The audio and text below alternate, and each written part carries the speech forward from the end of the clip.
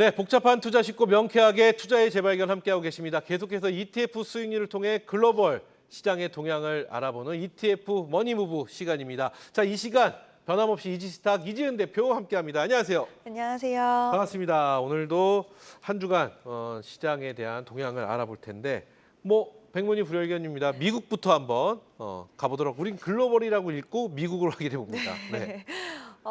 그동안 미국 시장은 좀 견조한 흐름을 보여주다가 네네. 어제는 좀 많이 흔들리는 모습을 보여줬는데요. 그래요? 네, 특히 이제 빅테크 기업들의 실적에 대한 우려가 굉장히 좀 짙어지는 그런 하루가 아니었나 싶습니다. 줄줄이 실적 발표를 했는데 우리가 실적을 공개를 하면 오히려 시장을 더 끌어올려줄 수 있지 않을까 기대를 했지만 네. 그와 반대로 캐펙스 투자, 그러니까 자본 지출을 이제 앞으로 많이 하는 부분에 있어서 오히려 좀 반대적으로 부정적으로 해석을 많이 하더라고요. 지출이 많이 있는데 과연 이거를 AI 시장이 성장을 해서 그만큼 수익성적인 측면으로 되돌려줄 수 있을까라는 쪽으로 해석이 좀 눈높이가 맞춰졌고 네네. 결국에는 대부분의 종목들이 엔비디아 4% 빠졌고요. MS는 6% 정도 빠졌고 굉장히 큰 폭으로 좀 빠지면서 나스닥과 필라델피아 반도체 지수를 전반적으로 좀 끌어내리는 양상들이 나오는 그런 시장의 하루였고요.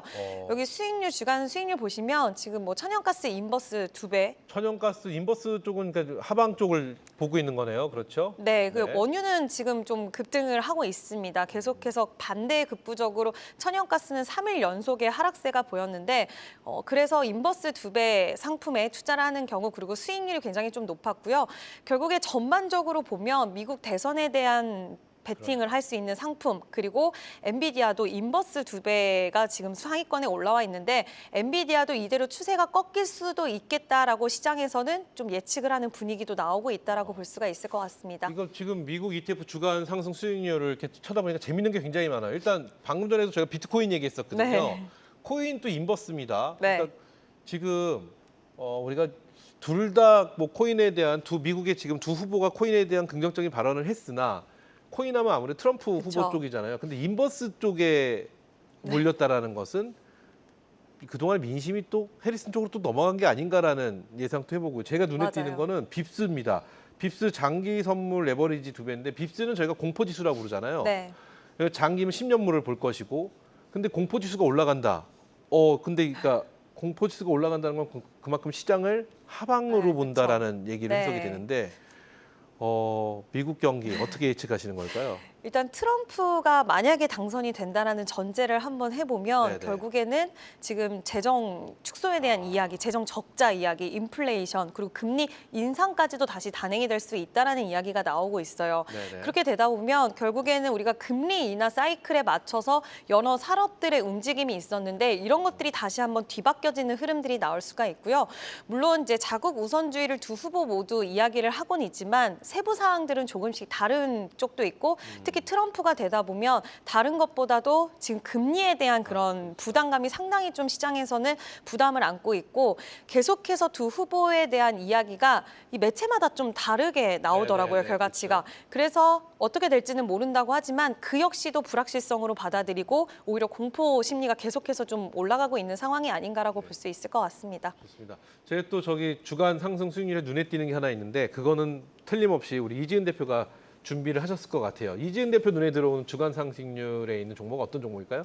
저는 엔비디아가 그렇죠, 아무래도 역시. 눈에 들어왔는데요. 저는 엔비디아를 봤는데 그 옆에 인버스가 눈에 확 들어오는 거예요. 이러면 안 되는데 네. 생각이 드는데요. 네. 네, 일단은 그동안 우리가 미국 이제 상품들 보면서 항상 이야기했던 게 엔비디아는 긍정적으로 바라보는 시그널들이 확실히 많구나라는 기조들을 좀 확인할 수가 있었는데 네. 반대로 지금은 인버스 관련된 상품이 이제 올라와 있다라는 건 혹시라도 AI 관련돼서 이제는 좀 기조와 시선이 많이 바뀌는 게 아닌가라는 이런 우려감들이 좀 있는 것 같습니다. 네. 다만 저는 지금 미국 증시 같은 경우에는 대선에 대한 불확실성과 그 이후 바로 이어지는 일정의 FOMC가 또 네, 있다 네. 보니까 지금 여러 가지 좀 아직은 혼조되는 양상 속에서 수급적인 요인들도 단단하지 못하다 보니까 일시적인 조정이 아닐까라고는 보고 있는데 시장의 시선은 지금 엔비디아 관련돼서 그리고 빅테크 기업들의 이 조정세가 좀 길어질 수도 있지 않을까라는 네, 그런 네. 심리도 좀 반영이 있지 않을까라고 보고 있고요.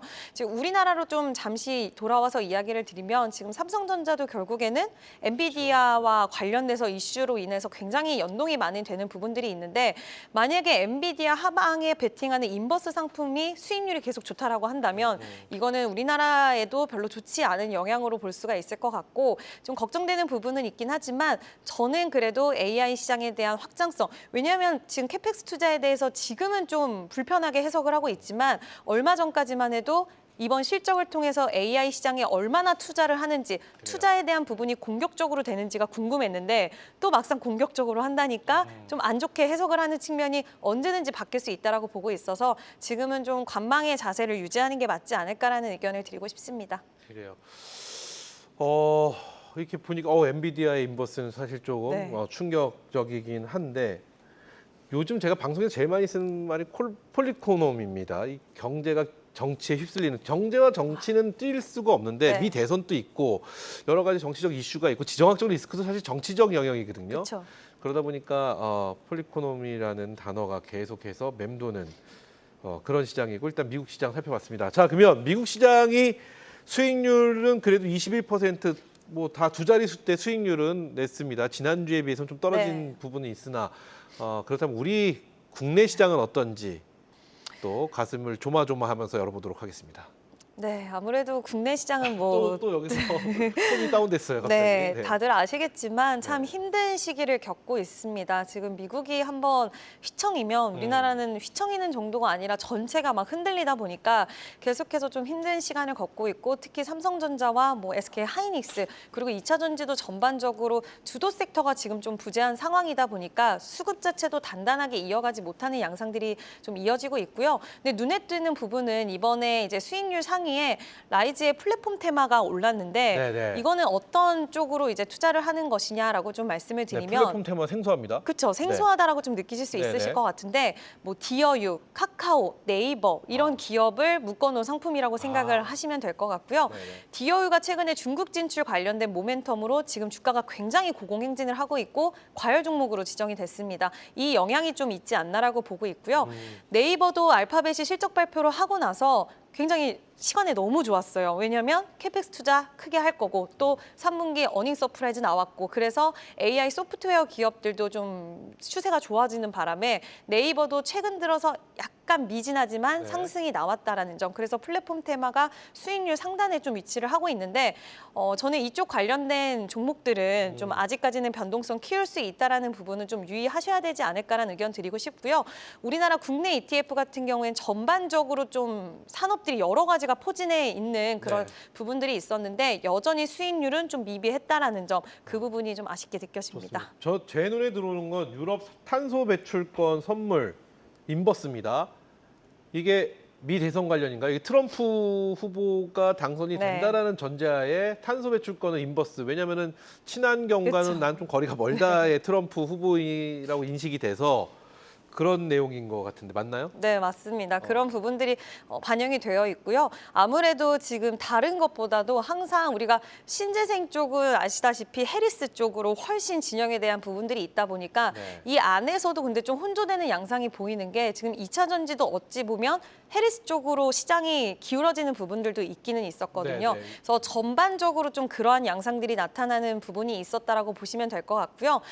일단은 저는 근데 저런 탄소 배출 인버스 같은 경우에는 네. 변동성이 굉장히 크기 때문에 그렇게 선호하시는 상품이 아니었으면 좋겠다라는 의견도 같이 좀 드리고 싶습니다. 저는 2차 전지 아마 2차 전지에 대해서는 우리 또 대표님이 아마 눈에 들어오는 부분이 어떤 종목이세요? 한번 말씀해 주실 것 같은데 일단 눈에 들어오는 종목 한번 먼저 만나보고 저에게 한번 제 궁금한 질문 드려보겠습니다. 어떤 종목인가요?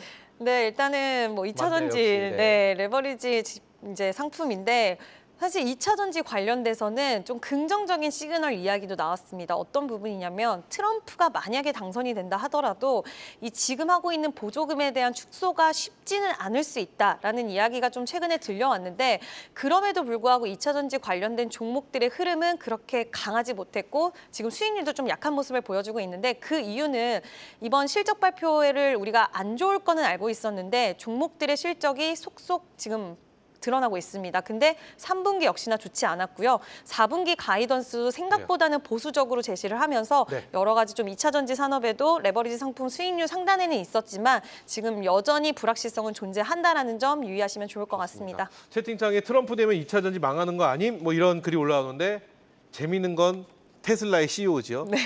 트럼프 후보를 또 지지하기 때문에 우리 네. 또 테슬라의 영향을 많이 받고 이건 모르겠습니다. 어떻게 해석해야 그쵸. 될지. 자, 저희 시간이 다 돼서 없는데 다음 주 전망 한 줄로 한번 들어볼까요? 네, 변동성 유의하자라고 변동성 말씀드리고 싶습니다. 유의하자. 좋습니다.